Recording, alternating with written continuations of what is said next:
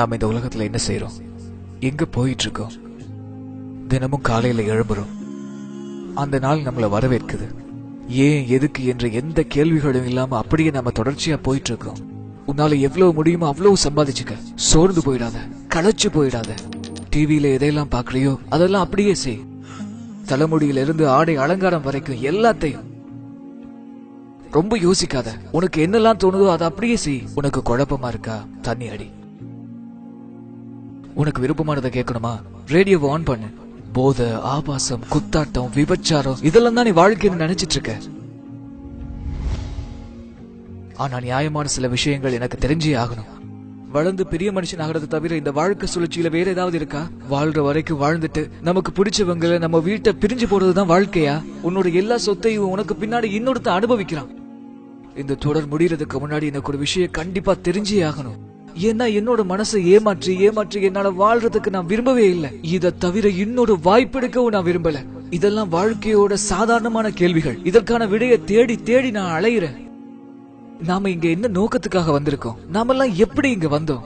யார் நம்மளை இவ்வளவு நேர்த்தியா படைச்சது? இந்த உடல்ல எந்த விதமான குறைபாடையும் காண முடியாத அளவுக்கு நம்மளை இவ்வளவு அழகா படைச்சது யாரு? நாம இந்த உலகத்தை விட்டு போகும்போது நமக்கு என்ன நடக்கும்? இல்லனா இந்த உலகத்துக்கு மதிப்பு இருக்கா இல்லையா? இந்த கேள்விக்கெல்லாம் நம்ம கிட்ட பதிலே இல்ல. இந்த உலக வாழ்க்கைக்கு நோக்கமே கிடையாதா? எல்லாம் தானா உருவாகிச்சா? அப்படி நீங்க நினைச்சிட்டு இருந்தா நான் இன்னும் சில கேள்விகள் கேட்கிறேன். அப்படின்னா உன்னை நீயே படைச்சியா, இல்ல உன்னை வேற யாராவது படைச்சாங்களா? ஏன்னு சொன்னா நீ எந்த குறையும் இல்லாம பழுது இல்லாம அவ்வளவு நேர்த்தியா படைக்கப்பட்டிருக்கிறியே. உண்மையிலேயே நீ ஒரு சிறந்த படைப்பு.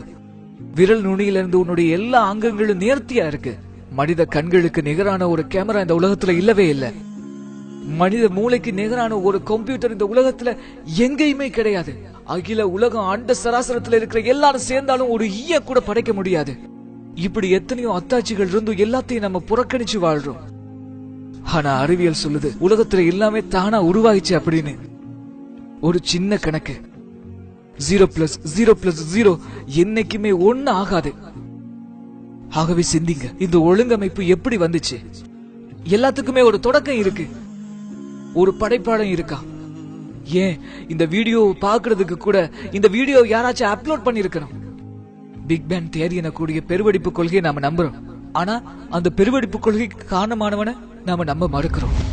அல்லாஹ் ஓர் ஆன்மாவில் இருந்து அனைத்தையும் படைத்தவன். அவன் தான் நித்திய ஜீவன், எஜமானன், ஆட்சியாளன், அனைத்தையுமே நிர்வகிப்பவன். அவனுடைய படைப்புகளை போல அவன் கிடையவே கிடையாது. அவன் கற்பனைகளுக்கு அற்பாற்பட்டவனா இருக்கான். மேலும் அவன் மனுஷன் கிடையாது. அவனுக்கு இணையா இந்த உலகத்துல எதுவுமே இல்ல. உன்னை புரிஞ்சுக்கங்க, அவனுக்கு நிகர் அவன் மட்டும்தான். மேலும் புரிஞ்சுக்கங்க, நம்மள அவன் அப்படியே விட்டுற மாட்டான். இந்த உலகத்தை பாக்குற போது எவ்வளவோ நேர்த்தியான படைப்புகளை நாம பாக்குறோம், ஆனா புறக்கணிச்சு வாழ்றோம். ஒவ்வொரு மெஷினுக்கும் அதனுடைய இயற்கை பொறிமுறைக்கு ஒரு புத்தகம் இருக்கிற மாதிரி நம்முடைய வாழ்க்கைக்கு ஒரு புத்தகம் இருக்கு. அது திருக்குர்ஆனும் இஸ்லாமும் தான்.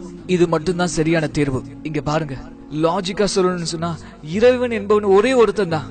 இதுதான் இறைவனோட இலக்கணமா இருக்கும். எந்த விதமான முரண்பாடுமே இல்லாம ஒரு மறை. அறிவியலும் வரலாற்று ஆவணங்களும் மனித கருவை பற்றிய முழுமையான விவரங்களும் அடங்கிய ஒரு மறை. மனிதனை ஒரே ஒரு துளி இந்திரியத்திலிருந்து படைச்சதா அல்லாஹ் சொல்றான். நம்மளாம் ஏன் சிந்திக்காம இருக்கிறோம்? நமக்கெல்லாம் ஏன் இந்த சிந்தனை வரவே இல்லை? நம்மளாம் தானா உருவாகிறோம்னு சொல்லி நினைச்சிட்டு இருக்கோமா? உங்களை எல்லாம் ஒட்டி கொள்ளக்கூடிய அட்டை பூச்சியினுடைய உருவத்தை போல படைச்சோன்னு அல்லாஹ் சொல்றான். இதை சிந்திச்சு பார்க்கிறவங்க அதை ஏத்துக்கிறாங்க உண்மைன்னு சொல்லி இன்றைய விஞ்ஞான உலகம் அதை நம்புது. மேலும் பூமியில மலைகள் முளைகளாக ஊன்றப்பட்டிருப்பது பற்றியும், 2 கடல்கள் சங்கமிக்கும் ஆனா ஒன்றிணையாதுங்கிறத பற்றியும், மேலும் கோள்கள் தங்களுடைய நீள்வட்ட பாதைகள் தொடர்ந்து வலம் வருகின்றன. இரவு பகல் மாறி மாறி வருகிறது. விரிவடையும் பிரபஞ்சம், அதுல தோன்றக்கூடிய எல்லா உயிரினங்களும் நீரிலிருந்து படைக்கப்பட்டது. இன்னும் எத்தனையோ வரலாற்று சம்பவங்களும் பாதுகாக்கப்பட்ட ஃபிரௌனுடைய உடலும், உலகிலேயே ரொம்பவும் தாழ்வான பிரதேசமான ரோம் தேசத்தை பாரசீகம் என்றது. விலா எலும்புக்கும் முதுகுக்கு இடையில பீரிட்டு ஓடக்கூடிய நீர்ல இருந்து மனிதன் படைக்கப்பட்டான். இப்படி எத்தனையோ விஷயங்கள் ஒரு வார்த்தை கூட மாறாம அப்படியே இன்னைக்கு நம்ம கண் முன்னாலே இருக்கக்கூடிய வேதம் குர்ஆன் மட்டும்தான். தயவு செஞ்சு எனக்கு விளக்க சொல்லுங்க. 1400 வருஷங்களுக்கு முன்னாடி இந்த உண்மையை ஒரு சாதாரண மனுஷனால சொல்ல முடியுமா?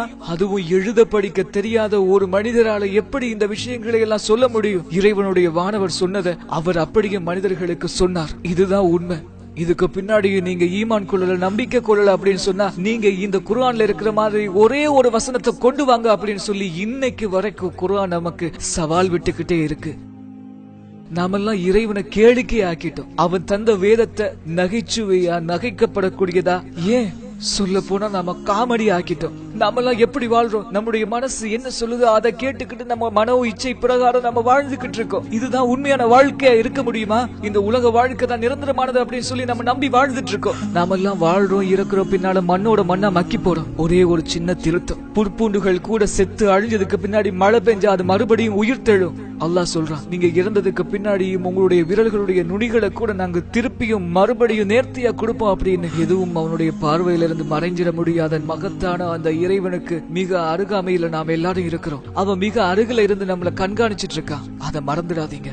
மேலும் இதையே நீங்க மறந்துடாதீங்க, நம்முடைய சொத்து, செல்வம், ஆரோக்கியம், குழந்தைகள் எல்லாவற்றை கொண்டும் நாம சோதிக்கப்படுவோம். எல்லாம் நமக்கு வசப்படுத்தி தரப்பட்டிருக்கிறதையும் நீங்க நினைச்சு பாருங்க. நம்முடைய செயல்களுடைய ஏடுகள் நாளைக்கு நாம மறைஞ்சதுக்கு அப்புறம் நம்முடைய கைகள்ல கொடுக்கப்படும் அப்படிங்கறத மறந்துடாதீங்க. நாளை மறுமையில நாம யாரையும் குறை சொல்ல முடியாது. நம்முடைய கணக்குகளுக்கு, நம்முடைய செயல்பாடுகளுக்கு நாம மட்டும்தான் பொறுப்புதாரி. அல்லாஹ் கேட்கிறா, என்னிடம் திரும்பி வரமாட்டேன் என்று சொல்லி நினைத்துக் கொண்டிருக்கிறாயா? என்ன புரிந்து கொள்றதுக்காக ஒரு நீண்ட வாழ்க்கை உனக்கு தரப்பட்டதே. ஆனா நிலையற்ற இந்த உலக வாழ்க்கையில நீ ரொம்ப மகிழ்ச்சியா இருந்த. ஆகவே வாசி வாசி, உண்மையை சொல்ற குர்ஆன ஒரு தடவையாச்சும் முழுமையா வாசி வாசி.